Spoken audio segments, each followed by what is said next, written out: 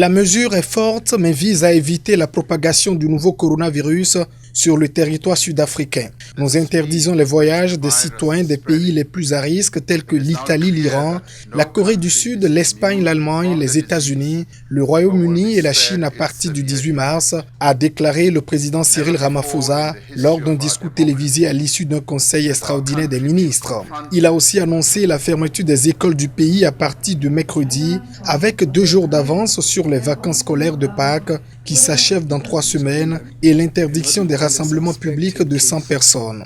Étant donné l'ampleur et la vitesse auxquelles le virus se propage, il est clair qu'aucun pays n'est immunisé contre la maladie, ni ne sera épargné par ses graves conséquences, a insisté Ramaphosa, qui a déclaré l'état d'urgence nationale. L'Afrique du Sud est pour l'heure le pays d'Afrique subsaharienne le plus touché par le Covid-19. Selon ces chiffres, 61 contaminations ont été à ce jour recensées dans le pays, pour l'essentiel sur des patients ayant récemment voyagé à l'étranger. Ce nombre devrait augmenter dans les jours et les semaines à venir, a averti le chef de l'État inquiet des cas de transmission locale. Le gouvernement de Pretoria a rapatrié samedi une centaine de ses ressortissants expatriés dans la ville chinoise de Wuhan, le berceau de la pandémie.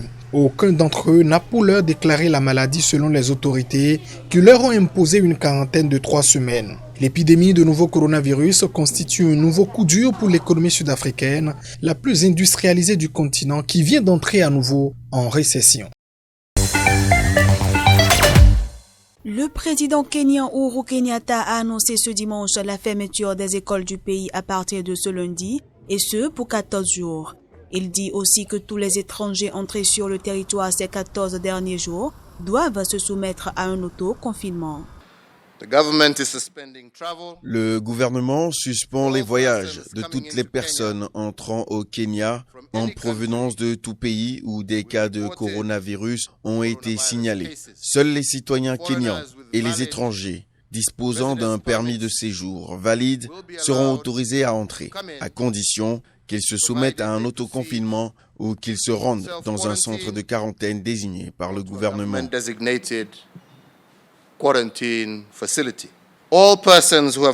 Toutes les personnes qui sont entrées au Kenya au cours des 14 derniers jours doivent se mettre en quarantaine. Si une personne présente des symptômes tels que la toux ou de la fièvre, elle doit se présenter à l'établissement de santé le plus proche pour se faire tester.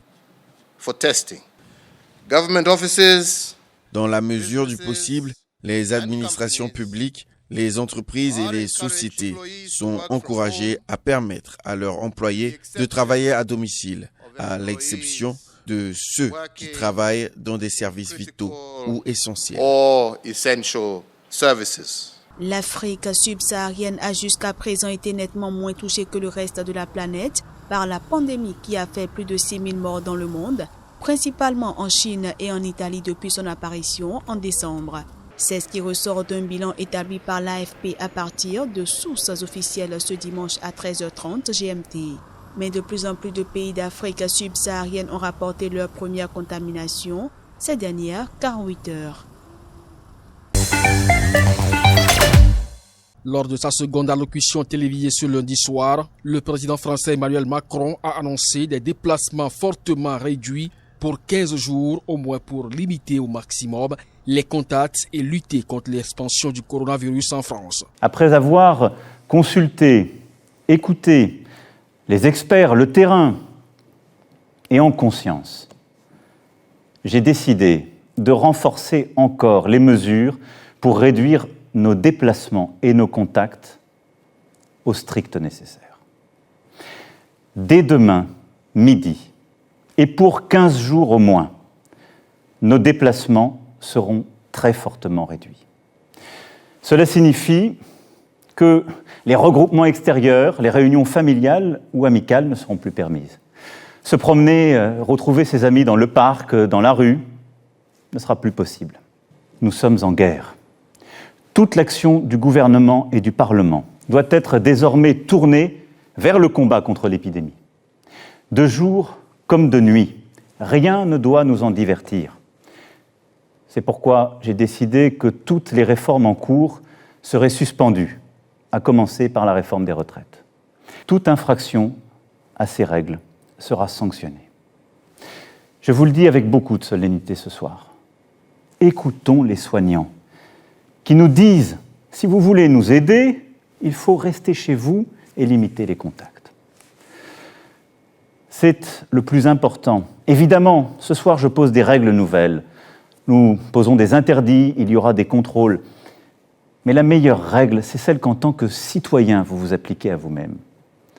Et une fois encore, j'en appelle à votre sens des responsabilités et de la solidarité. Par ailleurs, Emmanuel Macron a annoncé le report du deuxième tour des élections municipales qui étaient prévues pour dimanche prochain. Il a également assuré que l'Union européenne allait fermer pour 30 jours toutes ses frontières avec le monde extérieur. Une décision qui doit être approuvée ce mardi par les 27. Je sais pas, franchement je sais pas. Je sais même pas moi ce que je vais faire, si je vais respecter ou pas. Après parce que si on respecte pas on prend une amende qui est quand même assez élevée.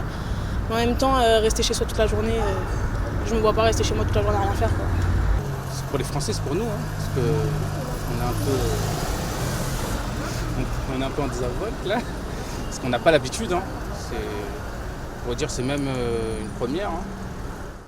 C'est une bonne initiative de sa part parce que je pense que les gens en France sont un peu inconscients et ne se rendent vraiment pas compte parce qu'on n'est pas au courant vraiment de ce qui se passe autour de nous. Moi j'ai des cas dans mon bâtiment et ça fait un peu peur, etc. Et c'est progressif, donc c'est vrai que c'est, je pense, pour éviter tout ce qui est panique.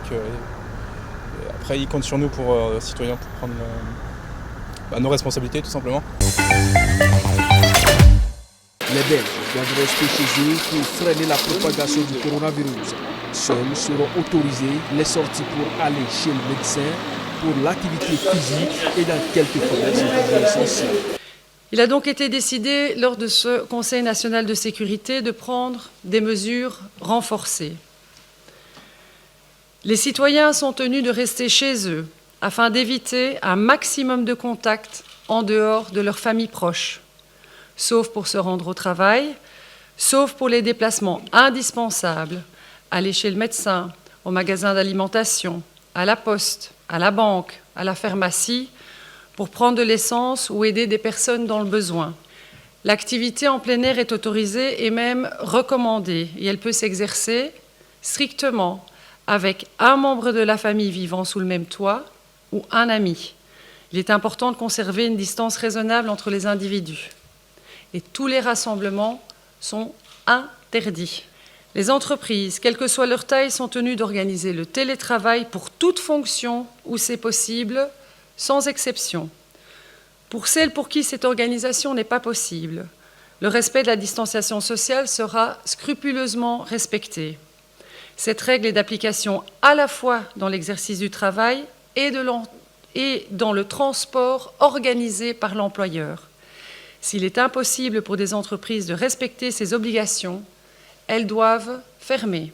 Les restrictions les plus sévères en Belgique font suite à des mesures similaires prises par la France voisine, alors que l'Europe est aux prises avec l'épidémie mondiale qui a fait plus de 7800 victimes. Lors d'une réunion par visioconférence, les chefs d'État et de gouvernement de l'Union européenne ont approuvé une proposition de la Commission européenne d'interdire les voyages non essentiels vers l'Union européenne pour une durée initiale de 30 jours. Cette mesure, qui doit être mise en œuvre par les États membres, va entrer en vigueur le plus rapidement possible. L'investiture des présidents sortants par leur parti passe par des primaires, aussi courues d'avance soient-elles aux États-Unis. Le président Donald Trump, qui va briguer un second mandat le 3 novembre prochain, a franchi ce mardi le cap de délégués nécessaires pour être désigné vainqueur des primaires républicaines. Il faut dire qu'il n'a jamais été menacé, même si 3 anciens élus s'étaient lancés dans la course. Mais après 2 abandons, il ne restait qu'un rival, à la personne de l'ancien gouverneur du Massachusetts, Bill Weld, qui n'a récolté que des scores marginaux. En raison donc de l'absence de concurrence, certains États avaient même renoncé à organiser les primaires républicaines. La Floride et l'Illinois avaient, eux, maintenu des scrutins ce mardi, malgré l'épidémie du coronavirus qui a causé plus de 100 morts aux États-Unis. En parallèle, les démocrates organisent leurs primaires et l'ancien vice-président Joe Biden fait figure d'archi-favori après une série de victoires sur son rival socialiste Bernie Sanders. Il paraît désormais peu probable que Bernie Sanders, champion de la gauche, parvienne à inverser la tendance dans la course destinée à désigner l'adversaire de Donald Trump à la présidentielle du 3 novembre. Le chef de l'Organisation mondiale de la santé a déclaré que si l'Afrique a jusqu'à présent connu peu de cas de Covid-19, le continent devrait se préparer au pire. Tedros Adhanom Ghebreyesus a donné son briefing quotidien lors d'une conférence de presse virtuelle en soulignant qu'ils ont vu comment le virus s'accélère réellement après un certain temps de basculement dans notre pays. Nous savons que de nombreux pays sont aujourd'hui confrontés à des épidémies de plus en plus graves et se sentent dépassés. Nous vous écoutons. Nous connaissons les énormes difficultés auxquelles vous êtes confrontés et le fardeau énorme qui pèse sur vous. Nous comprenons les choix déchirants que vous devez faire.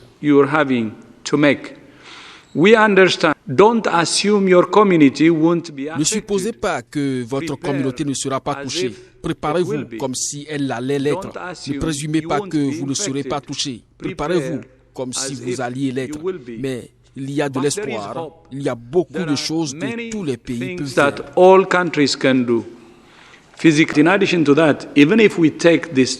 Même si nous considérons que ces 233 cas sont vrais, nous devons nous préparer au pire. Dans d'autres pays, nous avons vu comment le virus s'accélère réellement après un certain point de basculement. Le meilleur conseil à donner à l'Afrique est donc de se préparer au pire. Le directeur général de l'Organisation mondiale de la santé a également qualifié le nouveau coronavirus d'ennemi de l'humanité, alors que plus de 8000 personnes sont décédées dans le monde depuis son apparition fin décembre en Chine.